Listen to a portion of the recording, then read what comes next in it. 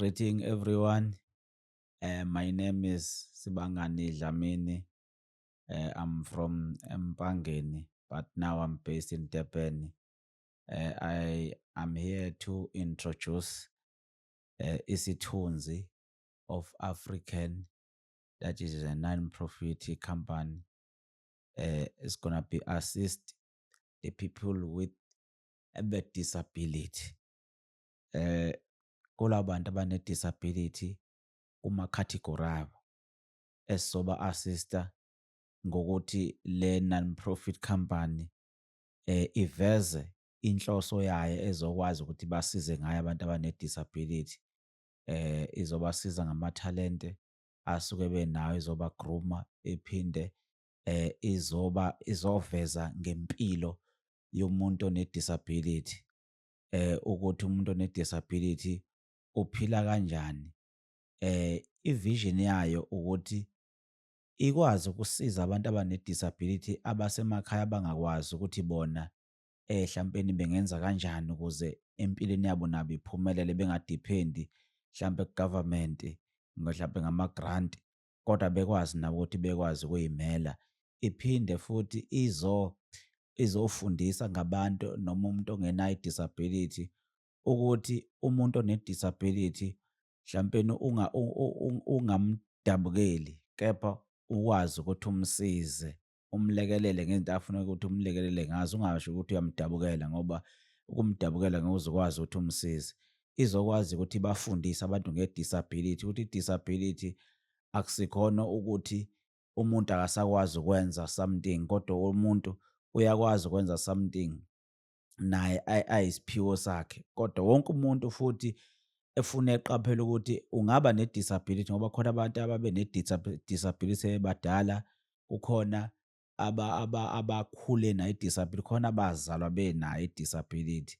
Manje kufanele sikwazi sonke ukufunda ngabantu abane-disability, sibone ukuthi hlampeni umuntu one-disability usuke kanjani, ukuze hlampe sazi sonke ukuthi umuntu uma ene-disability, hhayi ukuthi akasakwazi ukusebenza, hhayi ukuthi akasakwazi ukwenza into efanele ngabe uyayenza ngaleso sikhathi, kodwa kusuke kune-challenge ethile emvimbile ukuthi hlampe enze enye into, noma enze njengami mina engisuke ngiyi-normal.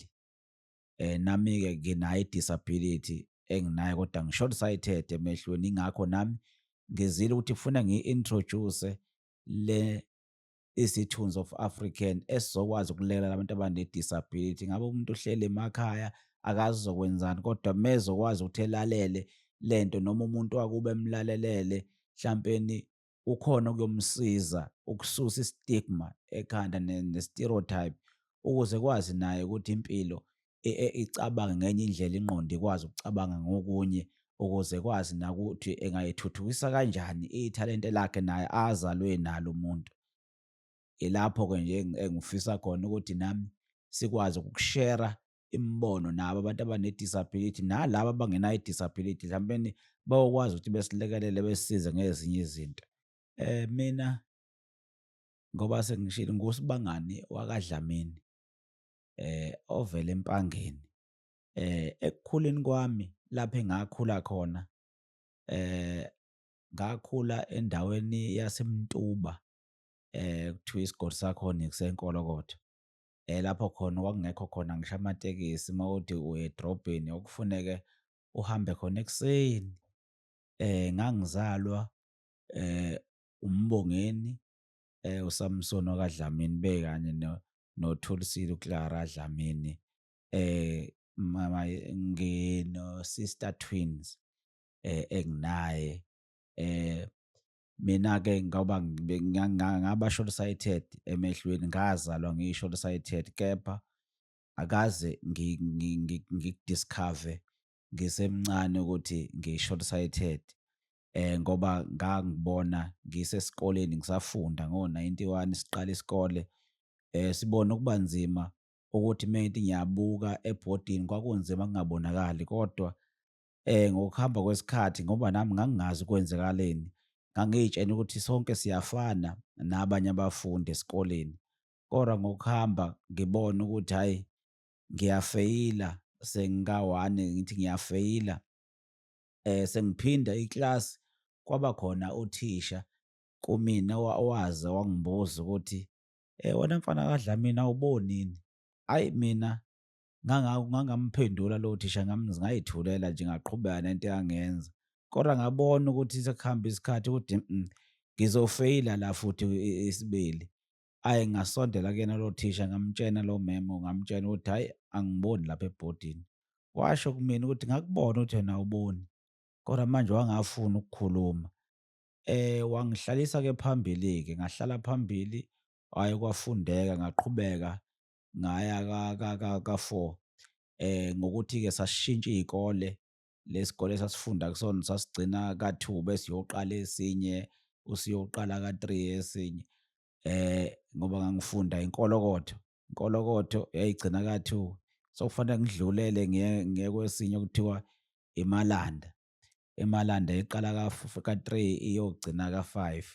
Lapho khona-ke ngathi fika khona inkinga yami ngiyibeka kothisha ngoba kufuneka ngiqale mengifika mina kuleso sikole, ngibachazele bonke othisha ukuthi nginenkinga yamehlo kanje kanje, ukuze bengangixwayi bengihlalise phambili. Uma ngihlala phambili kufuneke ngidonsa awami amadeski, mina njalo ngifike ekuseni ngidonsa amadeski ngiwasondeze eduze kwebhodi ukuthi ngikwazi ukuthi ngibone kahle wonke amakhoni. Kwahamba ngaphasa lapho bengi-understand-a othisha. Sengikwa-4, hhayi uthisha omkhulu akangi-understand-anga ngoba ngafike ngayibeka indaba yami kuyena esesihlalisa ngama-alphabet ethi ey'bongo, ngayibeka indaba uthi, "Eyi my thisha angikwazi ukubona uma ngihleli emumva." Wathi yena ngoba eyami isibongo so-D angihambe ngiyohlala emumva. Hhayi mina ngasuka ngahamba ngayohlala emumva, ngathi uma ngihleli emumva, hhayi ngabona ukuthi kunzima. Waphuma esehambisa abanye kwelinye ikilasi, mina ngasuka ngahamba ngayohlala phambili, ngathi ngicela lo mfana oyehle phambili, wangavuma umfana sahlala sesibathathu. Wabuya lo thisha wathi, "Yabona-ke manje lo mfana kaDlamini ngizokushaya-ke manje." Wathi nje suka la uhambe uyohlala lapho engithe hlala khona. Ngahamba ngayohlala. Ngafika ekhaya indaba ngayibeka kubaba. Ubaba wavele wangitshena ukuthi nje hhayi yena yena ubhizi kabi, yena usebenza ukuthi ufuneka ukuthi silale sidlile. Akakwazi ukuthi ngizohamba ngiyoshona esikoleni laphana. Kwathiwa ngihambe-ke ngiyofuna iy'buko, ngahamba nomama saya emaklinikhi safuna iy'buko, ngangay'thola iy'buko zaze ngangibonisa. Kwahamba kwagcina sekuthiwa mina funeke manje ngidle amagobongo ngoba kuthiwa imimoya le ehleli emehlweni kumina, kufanele ngidle amagobongo. Amagobongo-ke lawo ngawaqala, ngawadla ngingawafuni, ngawadla kwagcina sekuhamba isikhathi. Ngabona ukuthi sesimuva lapho esasikhona sesiya kwenye indawo kodwa sisendaweni eyodwa Enkolokotho. Wavele yadlibhizeka yonke leyo nto leyo. Kanti kulowo nyaka lowo ngoba ngase ngihlele ekhaya u-2 years, kanti kulowo nyaka kuzovele kushone-ke ubaba. Ubaba washona-ke, mina angisakwazi-ke futhi ukuthi ngiqhubeke nale nto lena. Kwasuka lapho-ke kwaze wathi ubhuti omdala, hhayi angisuka ngihambe naye siye eNgwelezane lapho engahamba khona eNgwelezane. Ngafika khona ngahamba ama-test akhona isikhathi ngaze ngayithatha-ke iy'buko, kodwa nakhona ngithatha iy'buko zokuthi nje sengifuna ukuthi ngiyofunda ukuze ngiqede ngoba ngiyabona ukuthi lezi y'buko ey'shiwoyo kuthiwa ziyazuma into ziyibeke kumina, azikwenzi lokho kodwa kumina lezi y'buko lezi. Kwahamba-ke isikhathi ngayithatha lezo buko ngahamba ngaya khona esikoleni-ke lapho sesimuvile Enkolokotho sesikwaSomkhele kodwa khona sesekuyona le ndawo yaseMtuba. Mesifika lapho kwaSomkhele nakhona funeke ngiqale ngitshene othisha bonke ukuthi mina nginenkinga yamehlo. Ngafika vese iy'kole seziphakathi. Mengifika hhayi lo thisha lo owayefundisa i-maths, mengifika phakathi ekilasini uthisha wangihlalisa emumva ngoba indawo vele yayisemumva. Mengifika lapha, hhayi ngangabona-ke phambili-ke. Wayesethi lo thisha kumina ngoba ngangingaphethe lutho into yokubhala ngoba ngangazi ukuthi angikakabachazeli, ngizoze ngibachazele kahle ngakusasa uma sebengibonile. Ngafika-ke hhayi kwasekuthiwa-ke abanginikeze-ke izinto zokubhala, banginikeze iphepha ngoba wayethi uthisha ngeke ngikwazi ukuthi ngi-understand-e i-maths uma ngingabhali, fune ngibhale. Wanginikeza-ke iphepha, wanginikeza nepeni, hhayi yaqala-ke inkefu futhi nangibhale, akubhaleki ngoba angiboni ebhodini. Uthisha methi uzobuka phakathi kumina ukuthi ngiyaqhubeka kanti ngiyabhala, ufika kumina angibhale lutho. Hawu, wavesane uthisha wangibuza wathi, hawu, uthe uyabhala nje awubhali lutho futhi? Ngathi mina, thisha angiboni ebhodini. Hhayi, iy'ngane zahleka, zahleka lapho. Ngaze ngaphatheka kabi nami ngavele ngaphuma iy'nyembezi ngaphumela emnyango. Hhayi, wangithatha kuthisha saya kuthisha omkhulu. Mesifika kuthisha omkhulu, hhayi ngimchazele ukuthi hhayi iy'buko zona ngisay'lindile, kodwa bengisahamba amalokho ama-test akhona kodwa ngisay'lindile ziyeza zona. Hhayi, uthisha-ke omkhulu wathi-ke angibuyele eklasini-ke ngihambe-ke ngihlaliswe phambili, ngahlala-ke phambili ngaqhubeka nakhona futhi ngaphasa. Hhayi, zabuya-ke iy'buko zami ngakwazi ukuthi nami-ke manje uma ngihleli phambili khona kube khona okungcono ukubuka ebhodini noma okungekho khona ukuthi le nto kuthiwa ishiwo ukuthi kuyazuma iy'buko kumina zayingazumi lutho kodwa nje zenza ukuthi kube clear kuphela kungabi khona ukuthi mhlampeni ukuthi akuya kumnyama. Yenzeka-ke leyo ngaqhubeka-ke nokufunda ngoba abafundi ngase ngenza ukuthi nami ngikwazi ukuthi ngibe open kubona ukuze bekwazi ukuthi bengisize ekubhaleni ngoba ngangibona ukuthi ezinye izinto ayibonakali. Bakwazi ukuthi bengisize-ke abafundi-ke sengisendaweni yakaSomkhele, sifunda esikoleni saseMsizi. Safunda-ke lapho-ke hhayi saye saphuma ka-5 saya sesiya-ke manje ka-6. Sengiyofunda u-6 ngawufunda kwaNomathiya. INomathiya Tech. Lapho-ke nakhona futhi ngiphinde ngiyochazela othisha ukuthi mina nginale nkinga yamehlo ukuze ngikwazi ukuhlala phambili. Ngakwenza-ke lokho-ke kwaze kwafika ukuthi nakhona kaSomkhele siyamuva-ke, sesiyahamba sesiya Empangeni. If simuva siya Empangeni, nasempangeni kwakufuna kuphinde futhi mese ngiyoqala isikole, kufune ngiqale ngiyoba-report-ela. Impela kwaze kwagcina sengithi hhayi ngeke angisafuni ukumuva kaSomkhele angibuyele khona. Ngaze ngabuyela khona ngohlala komunye umuzi, hhayi kwangaba kuhle-ke ekhaya kwathiwa ngibuye, ngabuya ngayofunda-ke manje sengiyofunda-ke manje Oyengo High School. Hhayi, safika Oyengo kunzima-ke nakhona-ke hhayi ngahlala-ke phambili nakhona ngafunda. Ekufundeni kwami ngase ngifunda nje ukuthi ngifuna ukuqeda ngiphume esikoleni ngoba hhayi kwakunzima, ngoba kwase kunzima ngisho nokufunda nakhona ngangisaba-report-eli kothisha ngibatshela ukuthi mina nginenkinga yamehlo. Ngase kungeyami inkinga-ke manje, ngingasatsheli muntu ngithi hhayi angifundele ukuqeda ngiphume. Hhayi, ngafunda-ke ngaphuma esikoleni. Uma ngiphuma esikoleni ngathi angisafuni ukuthi ngiphinde ngibuyele esikoleni ngoba kunzima. Uma unenkinga yamehlo akubonakali kunzima esikoleni. Hhayi, ngahamba ngafuna umsebenzi, ngawuthola umsebenzi, ngave ngathola umsebenzi owawungigqilaza kodwa sisebenza sikhatha utshani lapha ey'nkampanini. Uma sisebenza ey'nkampanini, hhayi, ngihlezi ngibona iy'ngane ey'ncane ey'ngangami seyizoqala la zisebenza kade y'buye ema-tertiary. Eyi, nami le nto yalokhu ingilimaza ngagcina ngithi ngiyenza i-safety, ngayenza i-safety kodwa manje uma ngibuya la abelungu bakhona lapha ko-Hillside bengangifuni bethi, hheyi wena ngeke, awufanele usebenze la ngoba wena awuboni, wena ufake iy'buko ey'ngaka futhi wena awukho safety, awuvikelekile lezi y'buko zakho. Hhayi, nami kagcine le nto lena ingilimaza ngoba sonke isikhathi uma ngiyokwenza ama-medical test akhona i-eyesight yami yayibuye ibe u-0-0. Hhayi, kwahamba-ke ngagcina ngabona ukuthi angihambe ngiyofunda. Ngahamba ngayofunda, kanti ngarejista ongoye, ngangena, ngahamba ngavele ngaba nebhadi ngangena kwalo. Uma ngingena kwalo, hhayi kwaba nzima. Umuntu uma ebeka iphrojekthi phambi kwami ngangingaboni lutho. Hhayi, kwagcina ngabona ukuthi hhayi le nto le, ngakhuluma nomunye i-lecture laphana ekuthiwa uGqibitho Longoye, ngakhuluma nalo. Lathi le lecture leli angihambe ngiye e-student support ngizofica umuntu ofana nami. Uma ngihamba ngiya laphana e-student support, Ngamfica-ke lo muntu othiwa ufana nami omunye usisi. Hhayi, ngakhuluma nalo sisi lona, washo kulo sisi yena ukuthi hhayi yena u-short sighted. Eh, Loku short sighted wakhe kodwa yena wafunda kuma-special school. Hhayi nami-ke engitshene ukuthi hhayi angihambe ngiye eNgwelezane, ngihambe nalamafomu, ngahamba-ke eNgwelezane. Ilapho khona-ke ngafika khona eNgwelezane esibhedlela bafike bangitshena ukuthi wena u-short sighted, une-disability.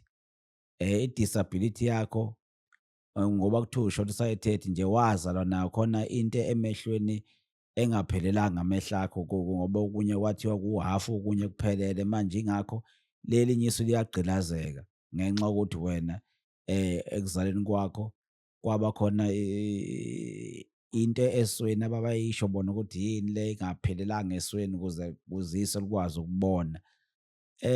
Ngaqala-ke lapho nga-discover-a ukuthi ho kanti mina ngine-disability, ngi-short sighted. Kodwa ngase ngibona ukuthi ukube ngayithola kuse-early le disability, hlampe nangingeze ngikwazi ukuqhubeka nesikole ukuthi ngithi mina ngi-found out ukuthi ngine-disability, hlampe ngiyoba nenkinga, ngingasakwazi ukuqhubeka ngithi ngine-disability. Kodwa kwangisiza ukuthi ngithule, ngiqhubeke kuze ngiyithole sengiqedile ngoba yangilimaza nakhona lapho ngoba nga-drop-a out, ngaphuma ngaze ngaphinda sengiphindela e-college sengithi hhayi ngeke, ake ngenze ama-course la azoshesha ngiqede. Hhayi, ngahamba ngaya e-college nakhona kwaphinde kwaba njalo futhi. Ngenza unyaka owodwa kwaba nzima kanje nga-drop-a out. Ngaze ngasuka-ke manje Empangeni, ngahamba ngaya e-Maritzburg. Uma ngifika e-Maritzburg, ngaya e-Blind and Deaf lapha ngase ngiyofunda khona, ngithi ngiyofunda lezi zinto zabantu abangaboni, o-braille, nekhompyutha yabantu abangaboni. Ngahamba ngaya khona, uma ngifika khona ngenza lama-course akhona, eyi ngangi-shocked ngokuthi ngangiqala ukubona umuntu ongaboni, o-blind, ngoba ngangihlezi ngithule ngibabuka bona kodwa bekhululekile bona, bexoxa bememeza. Mina into ngisaba ngayo ngoba ngangiqala ngqa ukumbona, kukhona umuntu ongaphezu kwami ongaboni, o-blind. Ewu, ngasho ukuthi hawu kanti mina ngingcono ukunala bantu, khona abantu aba-blind abangakwazi ukubona. Ilapho khona-ke nami ngaqala khona, hheyi ngathi hhayi ngeke, kanti umuntu kusafuneke eqhubeke kakhulu nempilo. Uma kukhona abantu abangaboni kodwa abanye bayazama, bayaqhubeka nempilo, impilo yabo ayimile. Futhi kukhona nabanye abathi bona sebebuya emavasithi, umuntu kodwa manje engaboni emehlweni, e-blind, ngoba kukhona abanye abathi bazalwa be-blind, khona abanye abathi bona i-disability bavaleka amehlo sebephumile ey'koleni sebesebenza, bavaleka amehlo, impilo yaqala phansi. Kumina impilo ayiqalanga phansi kodwa ngangilokhu ngiyilwa nayo ngize ngifike lapha engikhona.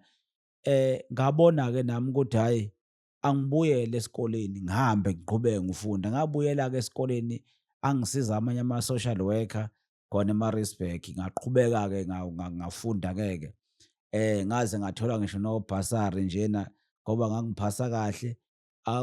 Ibhasi lika-Premier ngaqhubeka ngaze ngaqeda e-college, ngathola in-service training ka-Land, ngaqhubeka ngayenza leyo in-service training ngayiqeda.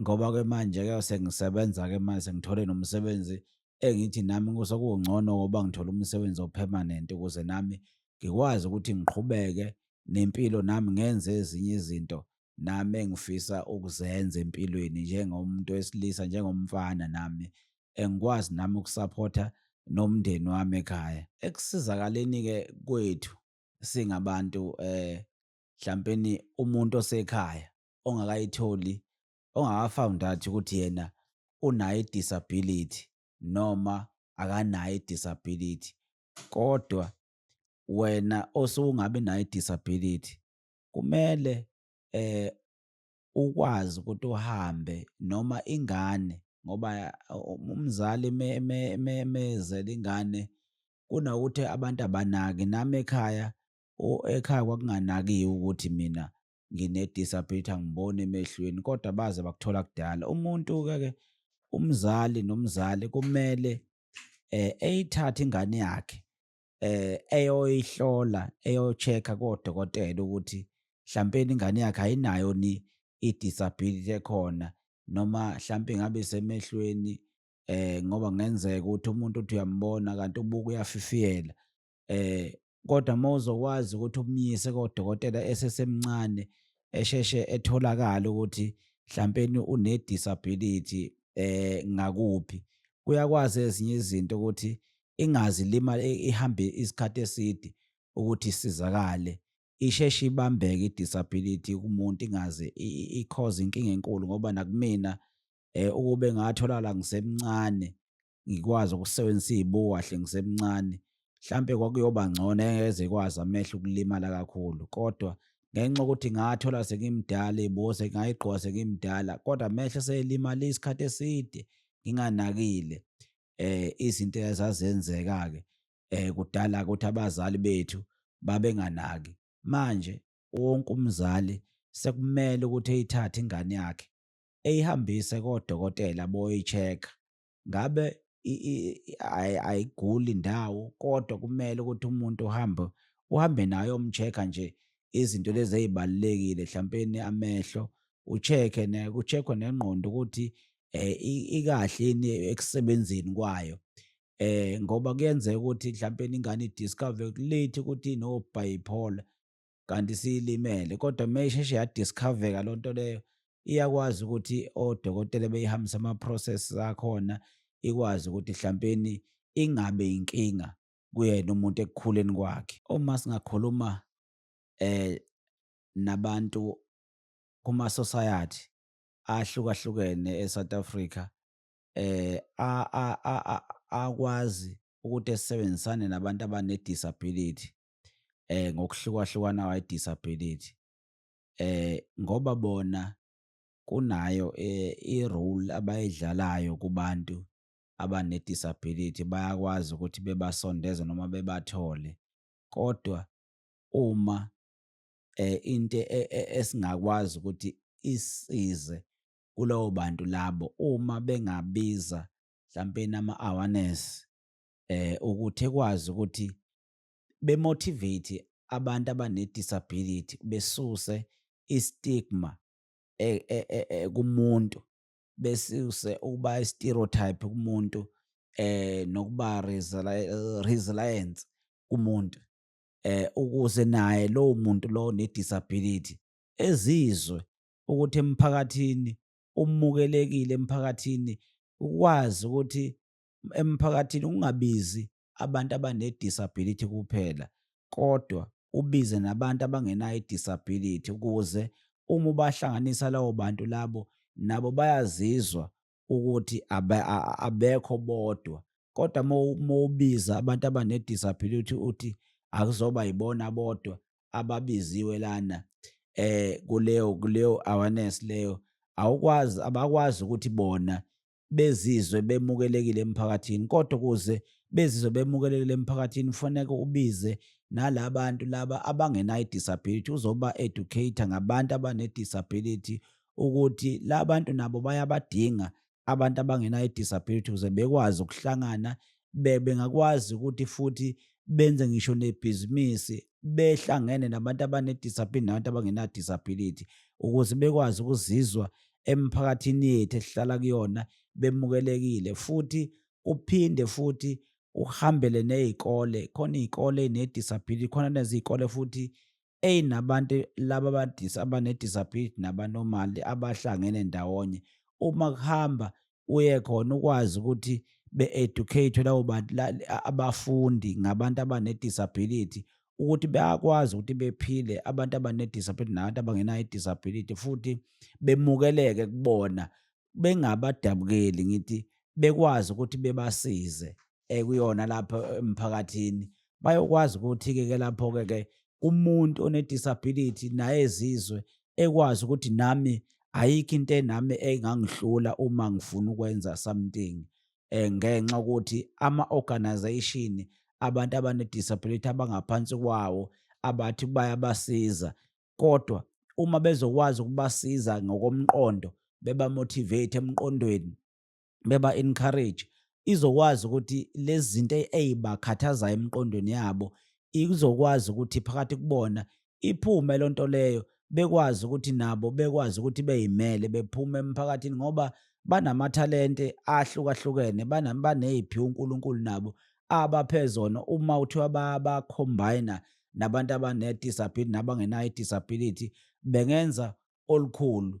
Ngeke beze bey'bone nabo bemsori, ngeke beze bey'bone nabo behleli emakhoneni bengazi ukuthi bengenzani, kodwa bengabona ukuthi khona into nami kanti ngine-disability, hlampe ngihamba ngesihlalo noma ngihamba ngama-crutches noma ngihamba nge-walking stick, kodwa kukhona uNkulunkulu nami angiphe khona. Noma kungathiwa angiboni kodwa umqondo, uma ukwazi umqondo ukuthi uyasebenza, lowo muntu lowo uyaphila, engakwazi ukuthi enze something. Kodwa uma singaba-encourage bengenziwa ukuthi bona bezizwe bemukelekile emphakathini noma kuma-organisation lawa bemukelekile, ngekeze bekwazi ukusebenza.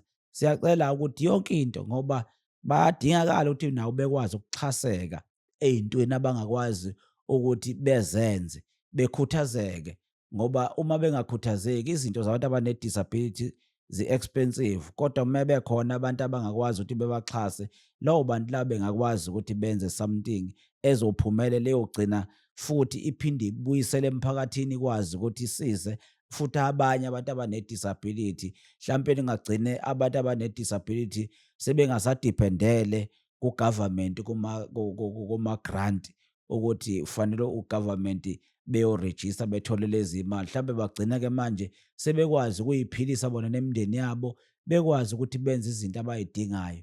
Mhlawumbe singabona nemishado yabantu abane-disability iba khona, bekwazi ukuthi impela nabo bezithembe emphakathini abakuyona, ngoba ayikho enye indlela abangaphila kuyona ngaphandle kwama-society lawa esikhule kuwona nesingaphansi kwawo. Uma sesivala nje mhlampeni kwabalalele nabayoyibuka kuma-audience ethu, mhlampeni kumuntu onenkinga ye-disability noma umuntu mefika wayibuka ongenayo i-disability kodwa ebukele nabanye abantu ngoba basuke bekhona abanye abantu abane-disability bengazi ukuthi bona bazoyithola kanjani loo nto leyo. Njengabantu abanye, khona abantu abangenazo hlampeni oma-social network amanye, kodwa ngenxa yokuthi ukhona umuntu wakubo yena noma othi u-sighted noma kuthiwa uyakwazi kodwa ukuthi eyibone leyo nto ngaleso sikhathi leso. Hlampeni nami lapho engingatholakala khona, ngingatholakala enambeni yami ewu-083 7576308 ezokwazi ukuthi naye ezoshera hlampe i-real life yakhe nathi, sikwazi ukuthi sisizane siyindawonye, ngoba ngeke sikwazi ukuthi singabukelana, siyokwazi ukuthi sisizane siqhubekele siye phambili uma sizokwazi ukuthi silandelelane. Ne-page-ke siyatholana nakwiwebhusayithi yethu uma ufuna ukuthola kwiwebhusayithi u-www.isithunziofafrican.co.za. Ilapho nathi samanje sisatholakala khona, kodwa ezinye sokwazi ukuthi amanye ama-social network sikwazi ukuthi sitholakale nakhona, ukuze okwazi ukuthi eyibuke bese ekwazi ukuthi exhume nomuntu wakubo, naye afisayo ukuthi umuntu wakubo engakwazi ukuthi ezoshera nathi i-information anayo, ekwazi ukushera isitori sakhe nathi, sikwazi ukuthi siqhubeke siye phambili ngoba le nto le asifisi ukuthi ime kanje, kodwa sifiselela ukuthi ikwazi ukuthi isize, ize iyosiza ngisho abantu abasemakhaya abangazi ukuthi bona fune benze kanjani, kodwa ifinyelele nakubona. Iphinde futhi ikwazi ukuthi isigqugquzele nangamathalente esinawo. Hlampe umuntu onethalente analo ey'veze nawe ukuthi nami ithalente lami liyini, ukuze kwazeke sikwazi ukuthi lelo thalente leli siligrume, silidivelophe, likwazi ukuthi ekugcineni kugcine kube yilona eliyomondla eyokondla ngisho nomndeni wakhe ngalo. sibonge, sibonge nabalaleli nabo abasibonayo ukuthi mhlampeni sesiyobuya siqhubeke futhi kwi-episode elandelayo, noma mhlampe ningasabonanga mina senibona abanye, kodwa kube kuseyisona isithunzi of African esiyobe sisaqhubeka nokuthi sikwazi ukulekelela abantu abane-disability ngoba sifisa ukuthi siye phambili. Nisale kahle.